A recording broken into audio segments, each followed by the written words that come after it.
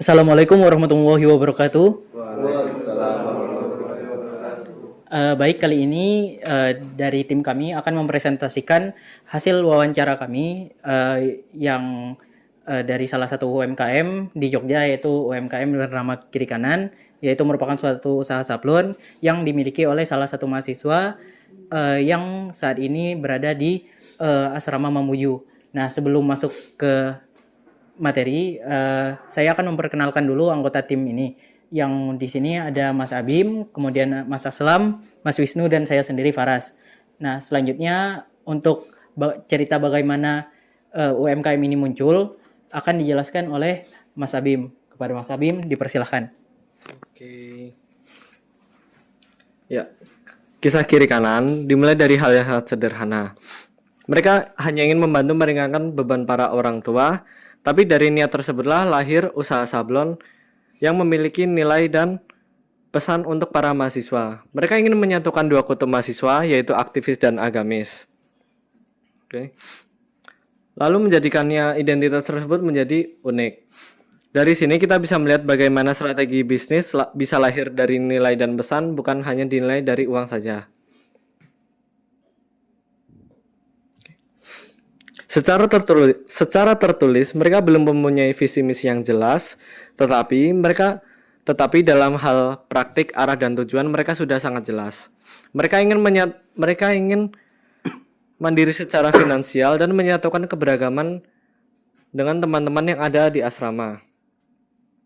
Ini menjadi dasar inti mereka dalam bekerja.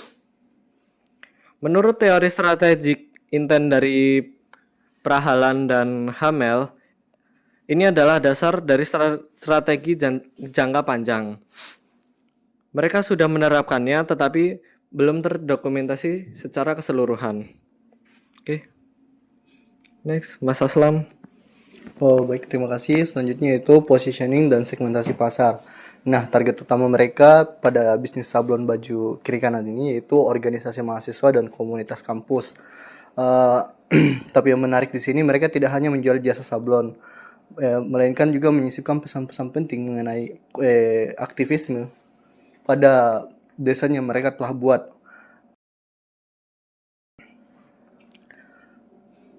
Dengan strategi ini, mereka sudah menjalankan pendekatan focus differentiation seperti yang dijelaskan oleh Porter. Terkait segmentasi sudah berjalan dengan baik dan posisi pasar juga berbeda. Selanjutnya itu operasional dan rantai pasok. Secara operasional, mereka sudah menangani desain dan layanan pelanggan dengan baik. Tapi sebagian proses produksi masih dilakukan oleh pihak luar.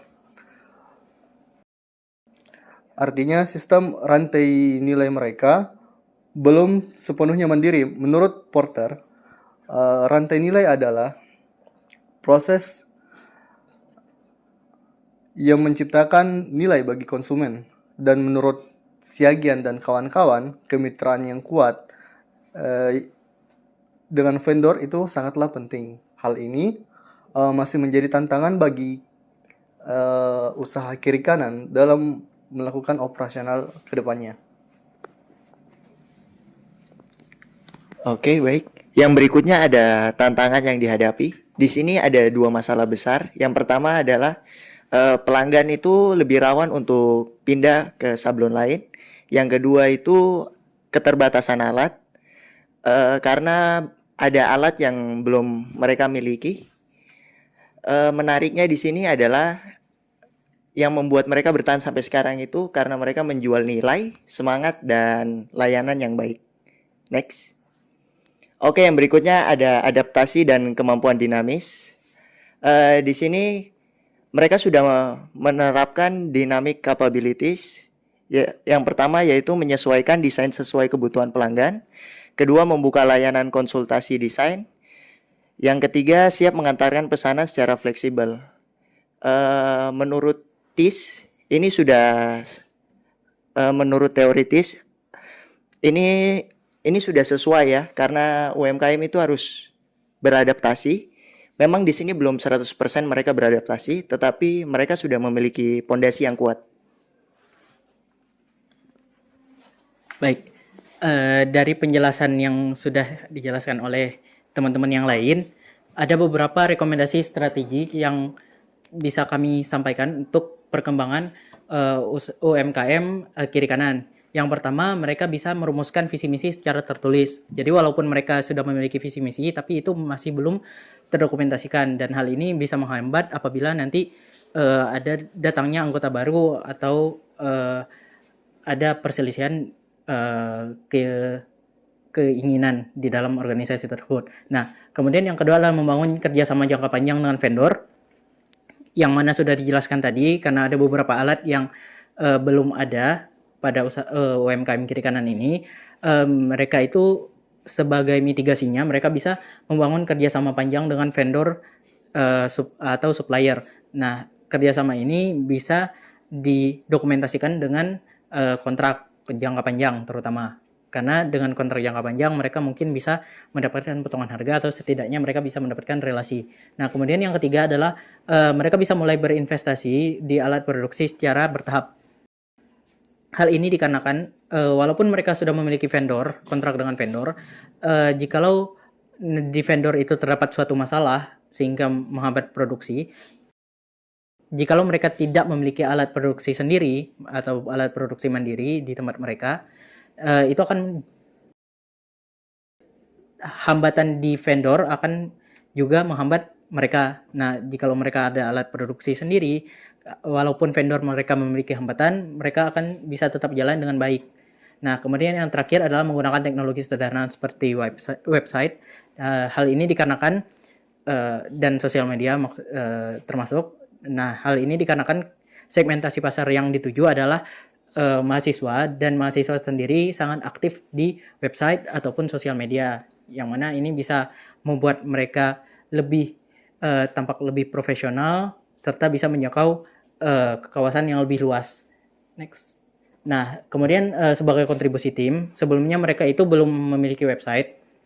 Nah, jadi tim kami membangunkan suatu website sederhana untuk mereka yang mana memiliki beberapa fungsi, yaitu yang pertama galeri hasil karya mereka seperti yang bisa dilihat di sini. Kemudian informasi layanan, ada beberapa informasi layanan seperti kontak dan lain-lain. Dan yang terakhir adalah kontak pemesanan yang mana mereka bisa memesan dari sini juga. Nah, dari sini itu mereka bisa terlihat lebih profesional terutama di depan klien. Untuk kesimpulannya, sebenarnya UMKM kiri kanan ini sudah menjalankan banyak elemen manajemen strategik secara alami, baik sadar maupun tidak sadar.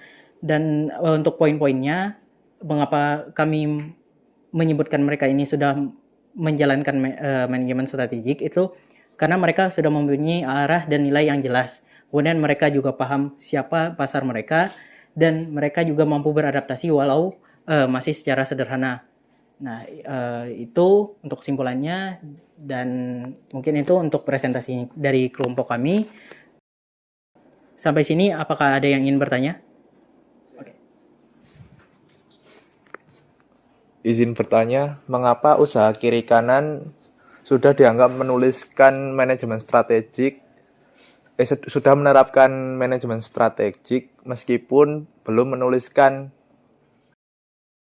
secara formal? Baik, terima kasih atas pertanyaannya. Jadi menurut kami, usaha UMKM kiri kanan ini sudah memiliki visi misi, nilai, kemudian arah usaha mereka itu juga sudah jalan dengan baik. Dan dalam praktiknya itu mereka sudah tahu tujuan mereka apa, target pasar mereka siapa. Dengan mengetahui hal-hal ini, baik secara sadar maupun tidak sadar, mereka sebenarnya sudah menjalankan manajemen strategik. Nah, maka dari itu, walaupun tidak secara keseluruhan, misalnya ada beberapa teori yang masih belum mereka jalankan belum mereka jalankan secara penuh maupun sebagian, makanya kami mendefinisikan mereka sebagai menjalankan mereka sebagai mereka ini sudah menjalankan manajemen strategik walau belum sepenuhnya. Mungkin itu apakah menjawab? Oke. Apakah ada pertanyaan lain? Izin bertanya, apa sih keunikan utama dari strategi pasar kiri kanan dibandingkan usaha sablon lainnya? Baik, terima kasih. Baik, terima kasih. Dari pertanyaan dari Mas Fayat ya. Keunikan mereka adalah menjual nilai dan pesan. Aktivis mahasiswa dalam desain sablon bukan sekedar produk jadi, melainkan menyasar organisasi mahasiswa dan memahami selera pasar, karena mereka juga bagian dari komunitas itu. Ini membuat mereka punya pendekatan yang lebih emosional dan konstekstual dibanding usaha sablon biasa. Mungkin itu saja. Baik, apakah ada lagi yang ingin bertanya? Oke. Baik, saya izin bertanya.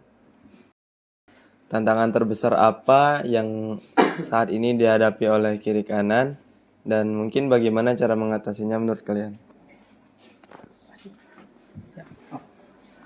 Oke, izin menjawab. Tantangan terbesar dari kiri kanan adalah ketergantungan pada vendor luar dan belum mempunyai alat produksi sendiri. Untuk mengatasi ini, mereka bisa mulai menabung untuk investasi alat secara bertahap dan membangun kerjasama jangka panjang dengan vendor agar produksi lebih stabil dan lebih efisien lagi. Oke. Apakah masih ada pertanyaan? Oke. Mengapa tim Anda memilih membangun website sebagai bentuk kontribusi? Oke, baik. Terima kasih Mas atas pertanyaannya. Kami di sini memilih website selain memang usaha ini belum punya website, membangun website ini akan membangun citra profesional. Selain itu juga bisa untuk promosi dan pelanggan juga bisa lebih mudah untuk memesan. Itu aja sih Mas. Oke, apakah masih ada pertanyaan lain? Oke. Kalau tidak, kami akan akhiri presentasi kami kali ini. Terima kasih banyak atas perhatiannya dan kesempatannya dan waktu kalian presentasi kami kali ini. Saya akhiri. Wassalamualaikum warahmatullahi wabarakatuh.